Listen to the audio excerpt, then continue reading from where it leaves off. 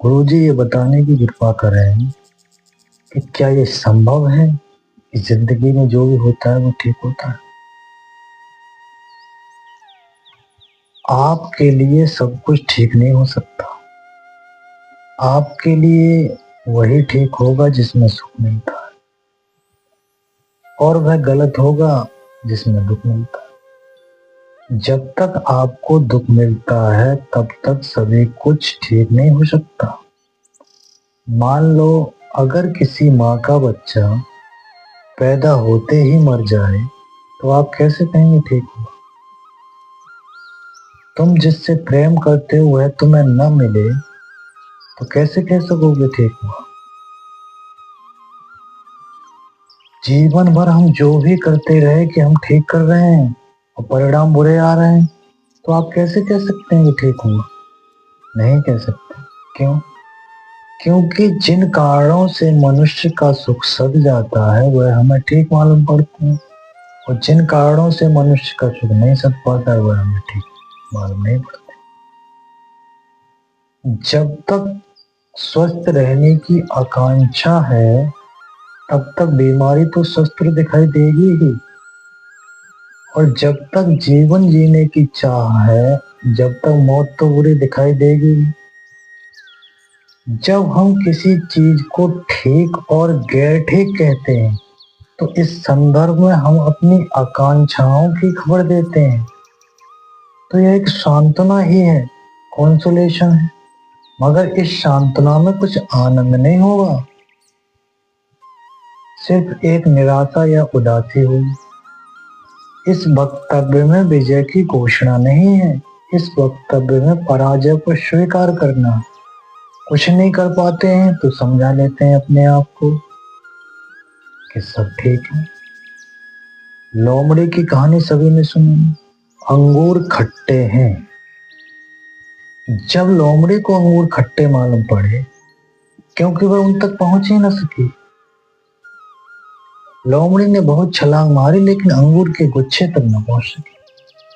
लेकिन लोमड़ी का अहंकार ये स्वीकार करने को तैयार नहीं है कि छलांग छोटी है।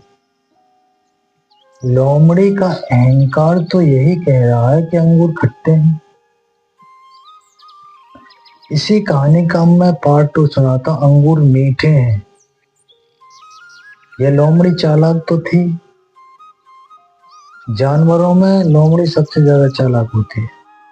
जब इस लोमड़ी ने देखा कि अंगूर के गुच्छे तक नहीं पहुंच पा रही है तब इसने व्यायाम करना शुरू किया, छलांग लगाने का अभ्यास किया, और वह फिर से उस वृक्ष के पास गई और पहली ही छलांग में अंगूर का गुच्छा उसके हाथ में था। लेकिन जब उसने चखा तो अंगूर वास्तविक ही खट्टे थे। अब लोमड़ी क्या करे? अब लोमड़ी क्या कहे? उसने लौटकर लोगों से यही कहा कि अंगूर मीठे हैं। तो अहंकार कहीं से भी जन्म ले लेता है। अंगूर तक न पहुंच पाए तो अंगूर खट्टे हैं, और पहुंच गए तो खट्टे भी मीठे हैं। यहाँ जो लोमड़ी द्वारा वक्तव्य दिया जा रहा है वह वक्तव्य पराजय को स्वीकार नहीं कर रहा। लोमड़ी अपनी हार को स्वीकार करना नहीं चाहती, क्योंकि हारे हुए वक्तव्य का कोई मूल्य नहीं। लाओ से कहता है कि जो भी होता है वह इतनी विराट घटना है और इतना विराट इसका फैलाव और रहस्य है, इतना विराट इसका स्वरूप है कि आप निर्णय करें कि ठीक है या गलत है, आप निर्णायक नहीं हो सकते। यह जगत की घटना का ही एक छोटा सा रूप है। जैसे कोई व्यक्ति किसी उपन्यास के एक पन्ने को पढ़कर यह निर्णय नहीं कर सकता कि यह धार्मिक है, राजनीतिक है, अश्लील है या सामाजिक है। आप एक पन्ने पर निर्णय करें तो आप ना समझें। जब तक आप पूरी गाथा से परिचित नहीं हो जाते तब तक आप निर्णय नहीं कर सकते। और जगत के संबंध में हम रोज निर्णय लेते हैं, जबकि संसारिक की पूरी गाथा से परिचित होने का कोई उपाय नहीं है। माना अगर हिटलर पैदा होते ही बचपन में ही मर जाता तो उसकी माँ कहती कि बहुत बुरा हुआ, और जब हिटलर अपने चरम पर था और उसकी माँ जिंदा होती तो सोचती कि इससे तो ये पैदा होते ही मर जाता तो अच्छा।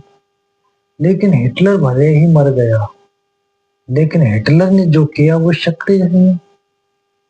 और यह भी हो सकता है कि अब कोई दुनिया में हिटलर होना नहीं चाहेगा क्योंकि हिटलर हो गए। हो सकता है अब कोई दुनिया में युद्ध ना हो क्योंकि हिटलर हो गए। जो युद्ध बुद्ध और महावीर के कारण नहीं रुक सके वो हिटलर के कारण रुक सकते हैं। हो सकता है संसार में कोई विराट महायुद्ध ना हो। अब कौन कह सकता है कि हिटलर का होना अच्छा हुआ या बुरा हुआ? हम एक खंड या टुकड़े पर निर्णय करते हैं, जबकि जीवन अखंड धारा है, अनंत है, अनाद है, न इसका प्रारंभ है न अंत है। हम निर्णय कैसे ले सकते हैं? जिस दिन सृष्टि समाप्त हो जाएगी उस दिन ही निर्णय हो सकता है कि क्या ठीक था और क्या गलत। लाओ से कहता है कि लहर कभी निर्णय नहीं ले सकती, यह तो सागर का ही रूप है, सागर से ही पैदा हुई है और सागर में ही विलीन हो जाएगी। यह स्वयं निर्णय नहीं ले सकती, यह स्वयं निर्णायक नहीं हो सकता। अधिकांशतः लोग सांत्वना में ही जीते हैं, इसलिए आदमी जब ज्यादा दुखी होता है तो वह धर्म की तलाश करता है, क्योंकि दुखी आदमी को सांत्वना की जरूरत है। इसलिए दुखी आदमी के पैर मंदिर की तरफ बढ़ने लगते हैं। कार्ल मार्क्स ने ठीक ही कहा कि धर्म दुखी आदमी की आह है और धर्म जनता के लिए अफीम है। मार्क्स को ऐसा लगा कि धर्म अफीम का नशा है तो उसे कुछ गलत नहीं लगा।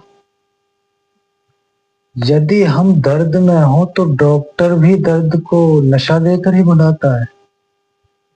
और दर्द का अपना एक मजा भी है कि उसका पता चले तो ही दर्द होता है और ना पता चले तो कहाँ दर्द होता है। दर्द के साथ हम दो काम कर सकते हैं, एक तो दर्द मिटाने का और दूसरा दर्द भुलाने का। जब दुखी आदमी धर्म की तलाश कर रहा है तो वह दर्द को भुलाने की कोशिश कर रहा है, और अगर सुखी आदमी धर्म की तलाश कर रहा है तो वो दर्द को मिटाने की कोशिश कर रहा है। जब दुखी आदमी धर्म के लिए बढ़ता है तो वह सांत्वना के लिए जा रहा है, और जब सुखी आदमी धर्म के लिए बढ़ता है तो वह संगीत के लिए जा रहा है, मौज मस्ती के लिए जा रहा है। क्योंकि सुख से भरे व्यक्ति का धर्म की तरफ बढ़ना बहुत कठिन है, और दीन दुखी दरिद्र समाजों के लिए धर्म अफीम का नशा ही है। क्योंकि जब सुख व्यर्थ मालूम पड़ने लगता है तो ठीक और गलत की सब कल्पनाएं मर जाती हैं, सब धारणाएं मर जाती हैं। जब तक दुख गलत मालूम होता है तब तक ही हम ज्यादा से ज्यादा सांत्वना खोजते हैं, और यह व्यक्ति पर निर्भर करता है कि आप धर्म को सांत्वना बनाते हैं। यदि तुम धर्म को सांत्वना बनाते हो तो धर्म आपके लिए अफीम या एल्कोहल से ज्यादा कुछ नहीं। अधिकांशतः लोग शराब और धर्म से एक ही प्रकार का काम लेते हैं।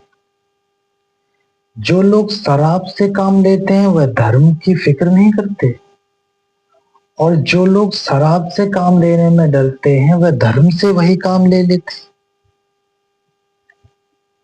लाओ त्से ने कहा कि तुम मुझे हरा नहीं सकोगे क्योंकि मैं पहले से ही हारा हुआ हूं। तुम मेरे सिंहासन से मुझे हटा नहीं सकते हो क्योंकि मैं जहां बैठा हूं वह अंतिम स्थान है। तुम मुझे दुख नहीं दे सकते हो क्योंकि मैंने सुख की आकांक्षा को ही विसर्जित कर दिया है। इस अर्थ में जो विजेता है, संतोष उनके जीवन में प्रकाश की तरह है। वास्तविक संतोष उन्हें ही मिलता है जो जीवन के विजेता हैं। विजेता इसलिए कि अब कोई उपाय नहीं उन्हें हराने का। लेकिन हम बहुत ही हारे हुए लोग हैं, क्योंकि जो हम चाहते हैं वह हमें नहीं मिलता। हम जो भी कामना करते हैं वह कामना टूट जाती है, बिखर जाती है। जो भी सपना देखते हैं वह पूरा नहीं होता। और इस हार को छुपाने के लिए जो संतोष का उपयोग किया जाता है वह भी झूठा है, ऊपर से थोपा गया है, चिपकाया गया है। तब हम कहते हैं कि सब ठीक है।